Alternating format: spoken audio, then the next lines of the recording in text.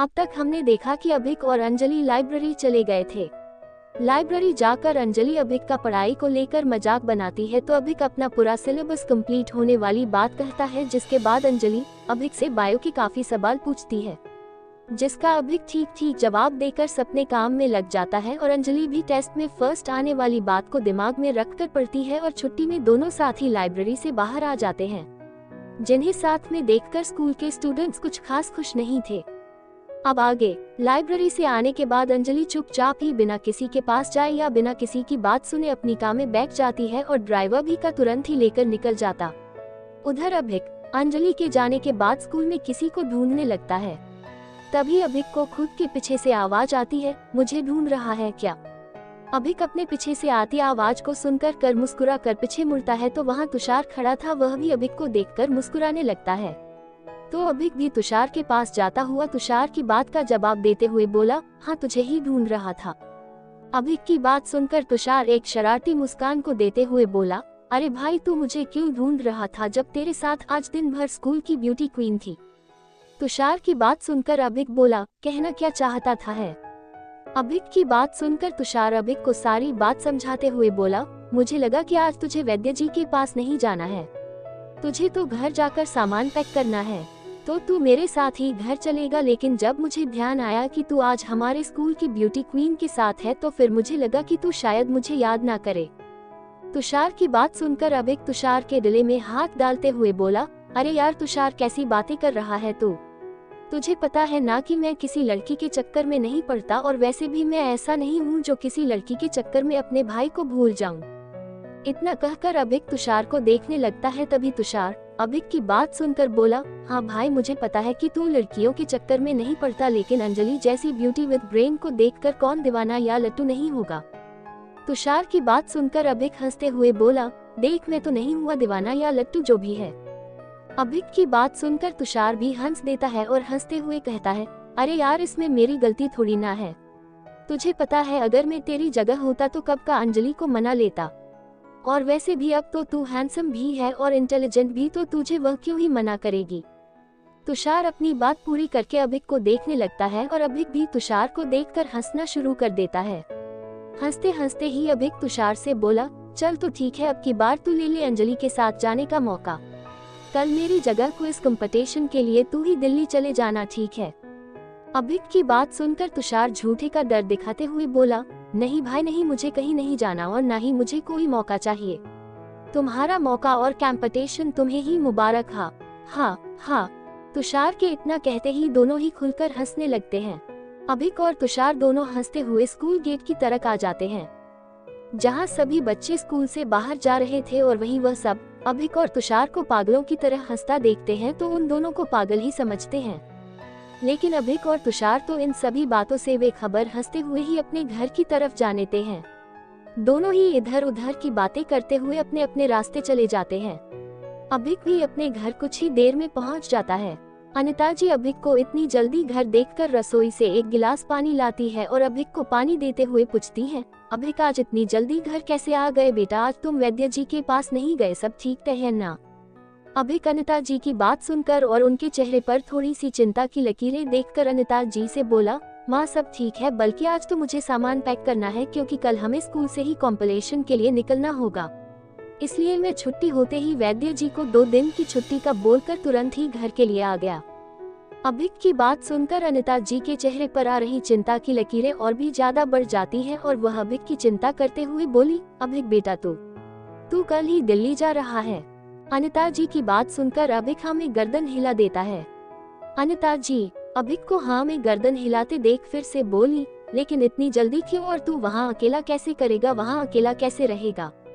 तू तो आज से पहले अकेले कभी कहीं गया भी नहीं है, तो तू ये सब कैसे करेगा? अभिक अनिता जी की बात सुनकर अनिता बोला, माँ आप इतनी चिंता क्यों कर रही हो? आपको मैंने बताया तो था कि वहाँ हम अकेले नहीं रहने वाले, वहाँ हमारे साथ टीचर्स भी होंगे, साथ ही साथ हमारे रहने और खाने की सारी जिम्मेदारी स्कूल वाले ही देखेंगे, तो आप क्यों इतनी चिंता कर रही हो? आप मेरी चिंता मत कीजिए, वैसे भी अब मैं कोई छोटा बच्चा नहीं रहा, अब मैं बड़ा हो चुका हूँ, अब मैं अपना ध्यान खुद रख सकता हूँ। अभिक की बात सुनकर अनिता जी अभिक से बोली, माँ के लिए उसके बच्चे कितने भी बड़े हो जाएं वह बच्चे ही रहते हैं, यह बातें कहते समय अनिता जी अभिक की आंखों में देख रही थी, जो उन्हें समझाने की कोशिश कर रहा था। अनिता जी भी अभिक की बातें समझ रही थी, इसलिए वह भी हाँ से गर्दन हिलाकर बोली, चलो ठीक है चले जाना, लेकिन वहाँ अपना अच्छे से ध्यान रखना। अनिता जी की बात सुनकर अभिक भी हाँ में गर्दन हिला देता है। अभिक को हाँ करते देख अनिता जी अचानक ही बोली, हाँ तो फिर इंतजार किसका कर रहा है? तुझे अपना बैग पैक नहीं करना? जो जो जरूरी सामान है तू मुझे बता, मैं ला कर देती हूँ और तू जल्दी से अपना बैग लगा ले। अनिता जी की बात सुनकर अभिक मुस्कुरा जाता है और अनिता जी को सीरियस सिचुएशन में भी अपने काम की और जिम्मेदारियों की चिंता ज्यादा रहती है, इसलिए अभिक भी मुस्कुरा कर बोला, माँ आप आराम से बैठो, मैं अपना बैग खुद पैक कर लूंगा। वैसे भी मुझे चाहिए ही क्या, 2 जोड़ी कपड़े, ब्रश वगैरह जैसे जरूरी सामान। ये काम तो मैं खुद भी कर सकता हूँ, इसलिए आप यहीं रहिए, मैं खुद कर लेता हूँ। लेकिन अगर आप चाहे तो कपड़े मेरे बैग में लगा सकती है। अभिक की बात सुनकर अनिता जी हंसते हुए बोली, कुछ ज्यादा ही बड़ा हो गया है, जा लिया सामान, मैं लगा देती हूँ तेरा बैग। अनिता जी की बात सुनकर अभिक अनिता जी को बैग, कुछ कपड़े और अपना जरूरत का सामान लाकर देता है। अनिता जी भी जल्दी अभिक का बैग लगा देती है। लगभग 20 से 25 मिनट में ही बैग पैक हो चुका था। बैग पैक होने के बाद अनिता जी अभिक से बोली, अब तो बैग भी पैक हो गया, अब तू कुछ खा ले, वैसे भी आज मैंने आलू के पराठे बनाए हैं। अनिता जी की बात सुनकर अभिक होठों में ही बुदबुदाया, आलू के पराठे। फिर अचानक ही अनिता जी की ओर खते हुए बोला, माँ अभी तक तो मुझे भूख नहीं लग रही थी, लेकिन आलू के पराठे का नाम सुनकर ही भूख लगने लगी है। अभिक की बात सुनकर अनिता जी बोली, मुझे पता है कि आलू के पराठे तुझे बहुत पसंद है, इसलिए मैंने तेरे लिए ज्यादा बना कर रखे थे, 1 मिनट रुक, अभी लेकर आती हूँ। अनिता जी इतना कहकर रसोई में चली जाती है। रसोई से आते समय अनिता जी के हाथ में एक प्लेट थी, जिसमें आलू के पराठे, आम और हरी मिर्च का अचार था, जिसे देखकर ही अभिक के मुंह में पानी आ रहा था, इसलिए वह झट से अनिता जी से प्लेट लेकर खाना खाने लगता है।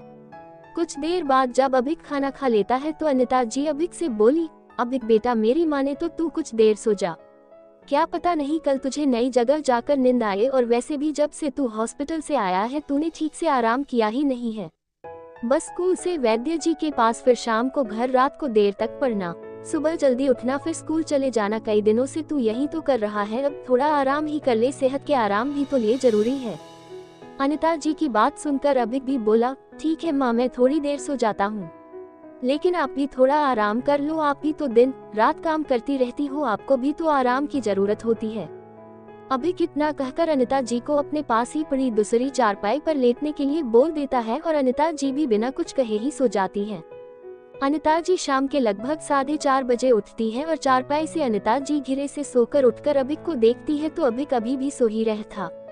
अनिता जी को अभिक को इतने सुकून से सोया देख काफी समय हो चुका था, इसलिए अनिता जी बिना अभिक को जगाए अपने काम में लग जाती है। अब तक शाम के 5:30 हो चुके थे।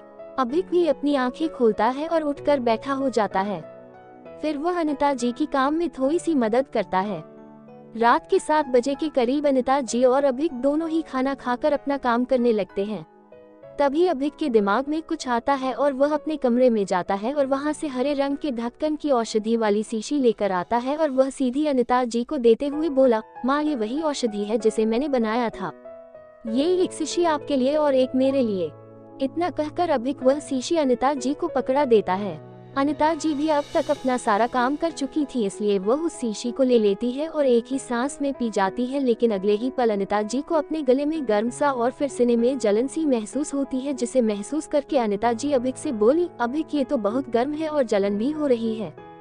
अनिता जी की बात सुनकर अभिक उन्हें झट से चारपाई पर बैठा देता है। कुछ देर की जलन के बाद जब अनिता जी को ठीक महसूस होता है तो वह उठकर अपने कमरे में चली जाती है। अनिता जी के जाने के बाद अभिक भी अपने कमरे में चला जाता है।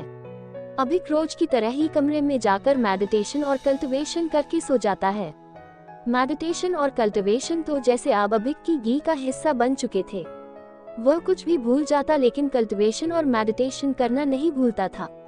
कल्टिवेशन के बाद अभिक को एक सुकून की नींद आती थी। अगले दिन सुबह का वक्त अभिक की आंखें आज भी अलार्म के शोर के साथ खुलती है। अभिक उठकर सबसे पहले अलार्म बंद करता है, फिर बिस्तर से उठकर नहाने चला जाता है।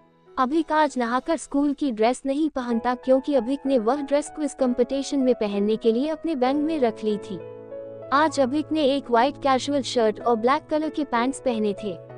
अभिक के ऊपर ये ब्लैक एंड व्हाइट का कॉम्बिनेशन बहुत ज्यादा अच्छा लग रहा था। अभिक तैयार होने के बाद अपने कमरे का पिछला वाला गेट खोलता है और अपने हाथ में पानी का जग पकड़े हुए मैदान में कदम रखता है, जहाँ चारों तरफ गुलाब की खुशबू बिखरी पड़ी थी। अभिक उस गुलाब के पौधे के पास जाकर उसे पानी देता है। अभिक को अब उस गुलाब के पौधे से लगाव सा हो गया था। वह उसे रोज सुबह शाम पानी देता था।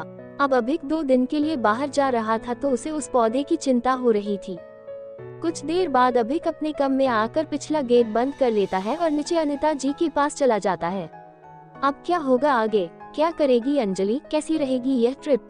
क्या असर होगा औषधि का अनिता जी पर? क्या गुलाब का वह पौधा मुरझा जाएगा अभिक के ना होने से?